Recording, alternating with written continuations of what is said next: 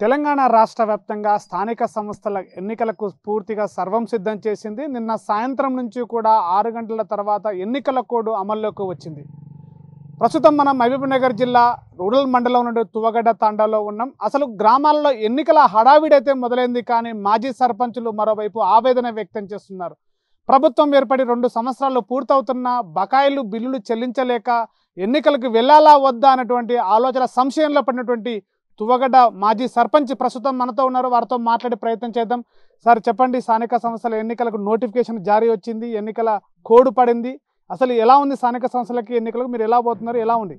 Sir, ఈ స్థానిక సంస్థల ఎలక్షన్ పోవాలనుకుంటున్నాం కానీ భయపడుతున్నాం. పైసలు మాకు బిల్లులు గ్రామ పంచాయతీ కట్టి ఒక 3 సంవత్సరం స్టార్ట్ చేసి కాంగ్రెస్ ప్రభుత్వం వచ్చినాక పైసలు ఇస్తామన్నారు. నాకు ఇంతకుముందు పైసలు 6 లక్షలు వచ్చినాయి, 12 లక్షలు రావాలి.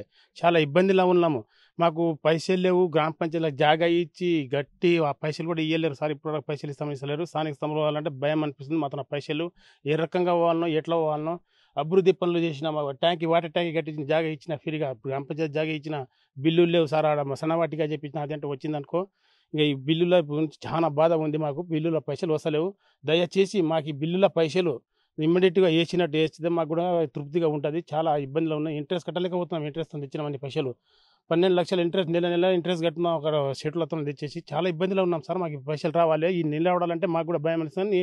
నిలబడాలి అంతే. ఇంకా టీఆర్ఎస్ ప్రభుత్వం నుంచి పనులు చేసినాం, మంచిగా పనులు ఇచ్చిండ్రు మాకు. శ్రీనివాస్ గౌడ్ టీఆర్ఎస్ ప్రభుత్వం పనులు ఇచ్చిండ్రు, చేసినాం. కానీ బిల్లులు అయితే రాలేదు. చాలా ఇబ్బందులు ఉన్నాయి. కాంగ్రెస్ ప్రభుత్వం వచ్చినప్పుడు బిల్లులు లేవు. చాలా ఇబ్బందిలో ఉన్నాము. స్ట్రీట్ లైట్లు లేవు, ఏం లేవు. చాలా ఇబ్బంది. నీళ్ళది కానీ అన్నిటి కానీ ప్రాబ్లమే ఉంది సార్. ఈ రకంగా ఉంది. అంటే ఒకవైపు బిల్లులు రాలేదని మాజీ సర్పంచులందరూ కూడా ఆవేదన వ్యక్తం చేస్తున్నారు. మరి స్థానిక సంస్థలకు ఎన్నికలకేమో ప్రభుత్వం ఎన్నికల నోటిఫికేషన్ వచ్చింది, ఎన్నికలకు సిద్ధమవుతుంది, 3 దఫాలు ఎన్నికలు చేస్తుంది. మరి మీరు ఎన్నికల్లో పోటీ చేస్తున్నారా? ఈ యొక్క ఎన్నికల్లో పోటీ చేస్తున్నా సార్. ఇప్పుడు మాకు బిల్లులు రావాలి. బిల్లు రావాలంటే ఎవరిని అడగాలి? ఎవరు మొన్న ఇన్వెస్ట్ ఇది మన గ్రామ పంచాయతీ ఓపెనింగ్ నాడు ఎమ్మెల్యే సాబ్ ఏమన్నాడంటే మీకు వస్తుంది, మీకు బిల్లు పెట్టించినాను వస్తుంది అన్నాడు. ఇప్పటి వరకు లేదు. 6 నెలలు అయిపోయి ఓపెనింగ్ చేసి కూడా. ఓపెనింగ్ చేసిండ్రు, అంతా చేసిండ్రు, బిల్లు ఇప్పటి వరకు రాలేదు. ఇప్పుడు రిజర్వేషన్ ఈ రకంగా ఉంది సార్. మా పరిస్థితి చాలా ఘోరంగా ఉంది. ఈ బిల్లులు పెడితే మేము ఏదైనా చేయగలమని ఉంది. ఎప్పటికైనా సర్పంచ్లు నిలబడతాము, గెలిచేవాళ్ళని ఉంది మాకు తప్పన. కానీ పైసలు లేక చాలా ఇబ్బందులు ఉన్నాం. అంటే మీ గ్రామ పంచాయతీకి సంబంధించి ఎంతమంది మీ ఓటర్స్ ఉన్నారు గ్రామంలో? మీకు ఎలాంటి రిజర్వేషన్ ఏర్పడింది? ఎస్సీ వచ్చిందా, బీసీ వచ్చిందా, ఏం చెప్తారు? మా తాండలలో 400 ఓటర్స్ ఉన్నాయి. మహిళ ఉమ్మన్ వచ్చింది. ఇంతకుముందు జెంట్స్ వచ్చిండే, ఇప్పుడు ఉమ్మన్ వచ్చింది. ఉమ్మన్లో నిలబడాలనుకుంటున్నాము. ఇది సరి గెలవాలని ప్రయత్నం ఉంది. కానీ ఈ పైసల వల్ల చాలా బాధ ఉంది. ఆ రకంగా చేస్తే మాకు గవర్నమెంట్ సాయం చేస్తే బాగుండు. అంటే మరి ఏ పార్టీ వైపు ఎట్లా ఉంది గెలుపు సాధ్యాలు, ఎలా ఉన్నాయి? అటువైపు బీజేపీ, అటువైపు కాంగ్రెస్, అటువైపు బీఆర్ఎస్ పోటాపోటీగా స్థానిక సంస్థల ఎన్నికల్ని ఒక షరతుగా తీసుకుని ఒక ఉత్కంఠత నెలకొనేది. దీన్ని ఎట్లా చూస్తారు మీరు? ఈ అభివృద్ధి ఏమైతలేదు కాబట్టి మేమైతే టీఆర్ఎస్ నుంచి నిలబడుతున్నాము. టీఆర్ఎస్ నుంచి గెలుస్తామని మాకు ఓపు ఉంది. కాకపోతే మాకు కూడా కొంచెం సాయం చేసేంత చేస్తే బాగుండని ఇక్కడికి ఉంది. అంటే పార్టీ గుర్తులు లేవు కదా స్థానిక సంస్థల ఎన్నికల్లో? ఎట్లా పార్టీ గుర్తులు లేవు. కానీ కొందరు ఇప్పుడు జనాలు ఏమంటున్నారంటే మంచి పనులు అభివృద్ధి ఎవరైతే చేసినరో వాళ్ళకే ఓట్లు అయితే మా కాడికి టాక్ నడుస్తుంది. ఇప్పుడు మాకైతే మేము డైరెక్ట్ అడగలేమో చెప్పలేము, మాకు చెప్పరు. కాకపోతే ఇట్లా ప్రజలు అనుకుంటున్నారు, అది ఒకటి తెలుస్తుంది మాకు.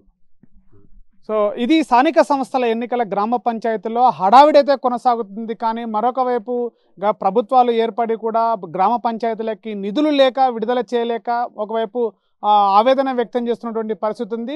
చిన్న చిన్న గ్రామాలు అయినప్పటికీ కూడా గ్రామ పంచాయతీకి నిధులు విడుదల చేసే దాని వైపు బయట తెచ్చినటువంటి ఈ యొక్క అప్పులు కట్టలేక, వాటికి తెచ్చినటువంటి పైసలకి మిత్తిలు కట్టలేక ఆవేదన అనేది ఒకటి ఉందని చెప్పేసి మాజీ సర్పంచులు చెబుతున్నారు. ఏది ఏమైనప్పటికీ కూడా గ్రామ పంచాయతీలో తెలంగాణ రాష్ట్ర ప్రభుత్వం ఎన్నికలకు సిద్ధం చేస్తున్నప్పటికీ కూడా ఎన్నికల్లో పోటీ చేయాలా వద్దా అనేటువంటి కూడా ఒక సంశయం నెలకొన్న పరిస్థితి. ఏది ఏమైనప్పటికీ కూడా ఇరు పార్టీల వైపు నుంచి కూడా అభ్యర్థులు ముందుకు వస్తున్నారు.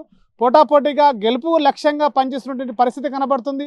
మరోవైపు నిధులు కొరత కూడా ఉంది. నిధులను వెంటనే రాష్ట్ర ప్రభుత్వాలు విడుదల చేయాలని చెప్పేసి కూడా ఆవేదన వ్యక్తం చేస్తున్నటువంటి పరిస్థితి కనబడుతుంది. కెమెరా పర్సన్ నర్సింగ్తో శివాజీ, RTV, మహబూబ్నగర్. చరిత్ర సృష్టించినోడు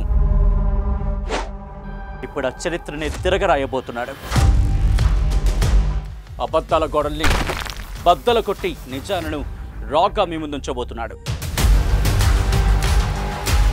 నిజమైన వార్తల కోసం వెంటనే డౌన్లోడ్ చేసుకోండి రా యాప్ని.